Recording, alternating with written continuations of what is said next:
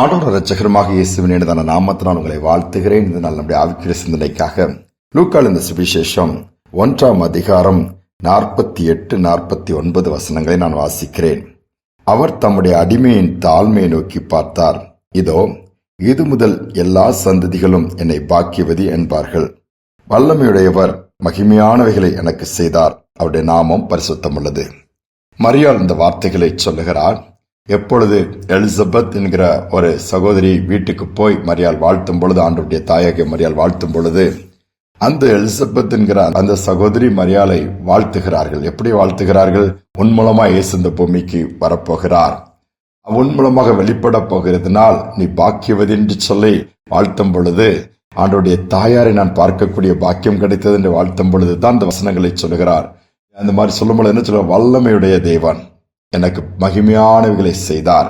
எல்லா சந்ததிகளும் என்னை பார்க்கும் பொழுது வரப்போற நாள்ல பாக்கியவதி என்று சொல்லி வாழ்த்துவார்கள் என்று சொல்லி சந்தோஷமா ஆண்டவருக்கு மகிமை செலுத்துகிறார். யோசித்து பாருங்கள், சில நேரம் குடும்பங்கள் நிந்தனையின் பாதையில் கடந்து போகிறது. சில நேரம் தனிப்பட்ட முறையில் பல நிந்தனைகள், வேதனைகள், என்ன செய்வது, எல்லாருமே ஒரு மாதிரி அற்பமா எண்ணி பேசுவாங்க, அலட்சியம் பண்ணிட்டு போவாங்க. அப்பெல்லாம் அதிகமாக உடைக்கப்படுகிற குடும்பங்கள் உண்டு. ஆனால் நாட்கள் வரும் பொழுது கர்த்தர் அவர்களை உயர்த்தினதை பார்ப்பார்கள் என்று சொன்னால் அப்படியே சூழ்நிலை தலைகளாய் மாறிவிடும். யாரெல்லாம் நிந்தித்து யாரெல்லாம் அற்பமா எண்ணினார்களோ இவர்களை ஆச்சரியமாய் பார்ப்பதோடு மட்டுமல்லாமல் பாராட்டுவார்கள், அல்லது அவர்களுடைய காரியங்களை நினைத்து சந்தோஷப்பட்டு ஆண்டவரை மகிமைப்படுத்துவார்கள், அல்லது உளவாய் ஆண்டவர் ஆசீர்வதித்திருக்கிறார் சொல்லி ஆச்சரியப்படுவார்கள். அதுதான் உண்மை. இந்த இடத்துல அதை தான் சொல்லுகிறார், எல்லா சந்ததியும் என்னை பாக்கியவது என்று சொல்லுவார்கள். ஏன் தெரியுமா? வல்லமையுடைய தேவன் மகிமையானதை எனக்கு செய்தார். அன்னைக்கு நமக்கும் வல்லமையுள்ள தேவன் உண்டு. நீங்கள் ஒருவேளை நஷ்டத்தின் பாதையில் போகலாம், கஷ்டத்தின் பாதையில் போகலாம், அல்லது எப்படி ஆகும், இக்கட்டான நிலைமையில இருக்கிற, அல்லது பெரிய குடும்ப பாரமே என் மேல விழுந்திருக்கு, சுமக்க முடியல, பிள்ளைகள் எப்படி கரை சேர்ப்பேன்னு சொல்லி அங்கலாய்க்கிறீங்களா? நிச்சயமாகவே வல்லமையுள்ள தேவன் இருக்கிறார். அவர் மகிமையானதை செய்து கொண்டு இருக்கிறார். உங்கள் வாழ்க்கையிலும் செய்வார். நிச்சயம் அதை பார்க்க முடியும். ஒரு அருமையான தாயார் இளம் வயதிலே கணவனை இழந்து விடுகிறார். இதனால் 3 பிள்ளைகளையும் வளர்க்க வேண்டிய ஒரு கட்டாயம் அவர்கள் தலையில் விழுகிறது. இவங்களுக்கு அதிக படிப்பு கிடையாது. ஆங்காங்கு வேலை செய்து பிள்ளைகளை எப்படியாவது படிக்க வைத்து விட வேண்டும் என்று ஒவ்வொரு நாளும் ஆண்டவர் சமூகத்தில் போய் விழுந்து கிடப்பார்கள். அது ஒரு சிறு கிராமம் இந்த தாயார் வாழ்ந்தது. அந்த கிராமத்தில் உள்ள ஆலயத்தில் போய் காலையில போய் முழங்கால் படிட்டுருவாங்களாம். முழங்கால் படிட்டு என் பிள்ளைகளை எப்படி ஆளாக்கணும், எப்படி வளர்க்கணும், எப்படி நடத்தணும் எனக்கு தெரியாது, எப்படிப்பட்ட படிப்பை படித்தான் நல்லதுன்னு எனக்கு தெரியாது, எப்படியும் நீங்க நடத்தி கொடுங்க ஆண்டவரேன்னு சொல்லி ஒவ்வொரு நாளும் அழுது ஜெபித்து ஆண்டவருக்கு ஒப்பு கொடுத்து கிடைக்கிற சொற்ப வருமானத்தில் இந்த பிள்ளைகளை படிக்க வைத்தார்களாம். பிள்ளைகளும் கர்த்தருக்கு பயப்படுகிற பயத்தில் வளர்ந்தார்கள். நாட்கள் வந்தது, தேர்வுகள் எழுத ஆரம்பித்தார்கள். ஒவ்வொன்றிலும் அந்த பிள்ளைகள் நல்ல மதிப்பெண்களை பெற்று முன்னேற ஆரம்பித்தார்கள்.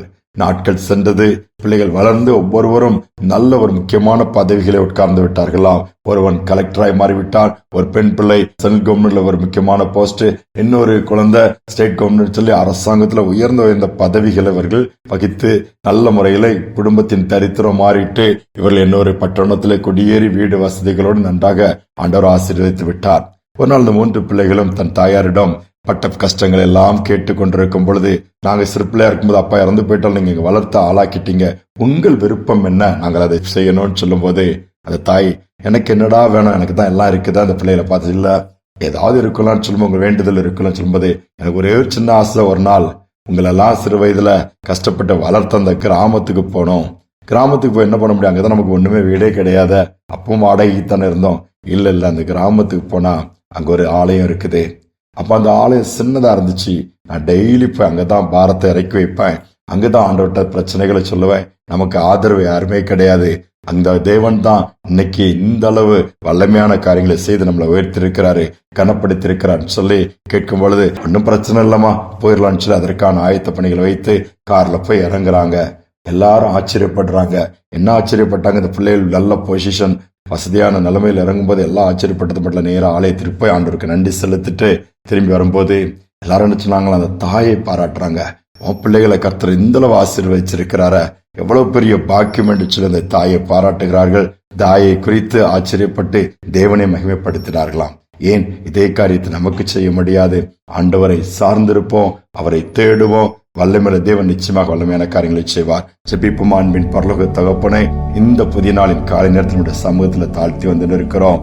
இம்மட்டும் நடத்தினவர், பெரிய காரியங்களை செய்தவர், தொடர்ந்து செய்ய நீர் வல்லவரா இருக்கிறீர். ஒருவேளை குடும்பத்துல இன்னைக்கு வேதனையோடு கடந்து போகலாம். தனிமைப்படுத்தப்பட்டு விட்டேன், பிள்ளைகளை எப்படி வளர்ப்பதில், அல்லது என் கணவன் இழந்து விட்டேன், அல்லது மனைவி இழந்து விட்டேன், அல்லது குடும்பத்தில் இழப்புகளை சந்தித்துக் கொண்டிருக்கிறேன், பிள்ளைகளுடைய நிலைமை என்ன செய்வதென்று தெரியவில்லை, வேலை வாய்ப்பு இல்லாமல் தடுமாறுகிறார்கள், வசதி இல்லாமல் பணம் கட்ட முடியாமல் ஃபர்தரா படிக்க வைக்க முடியும், பல இக்கட்டுகள்ல நெருக்கங்கள் இருக்கலாம். கர்த்தர் அதை பார்த்து இந்த நாளிலே இறங்கி, பிள்ளைகளுடைய எதிர்காலம் உடைய கரத்தில் இருக்கிறது, எங்களுடைய எதிர்காலம் உடைய கரத்தில் இருக்கிறது, இதை நேர்த்தியாய் செய்து முடித்து உடைய நாமத்தை மகிமைப்படுத்துவீராக.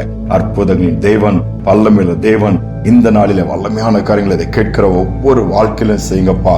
ஒருவேளை அவர்களால் முடியாதவைகள் ஏராளம் இருக்கலாம், முயற்சி எடுத்து தோற்று போனவைகள் ஏராளம் இருக்கலாம், உதவிகள் அற்றுப்போன நிலைமையில் இருக்கலாம். பரலோகத்தின் தேவன் ஒத்தாசை அனுப்பி இப்பொழுது அற்புதங்கள் நடக்கட்டும், மகிமையான காரியங்கள் நடக்கட்டும். நாமம் உயர்த்தப்படட்டும். தாழ்த்தி ஒப்புக் கொடுக்கிறேன். துதிகனமையுமே ஏற்றுக்கொள்ளும் இயேசுவின் நாமத்தில் பிதாவே, ஆமேன், ஆமேன். வல்லமையுள்ள தேவன் நமக்கு இருக்கிறார். நிச்சயமாகவே அவர் மகிமையான காரியங்களை நமக்கு செய்வார். இந்த சிந்தனையோடு இந்த நாளை தொடருவோம். மீண்டுமாய் நாளை தினம் சந்திப்போம்.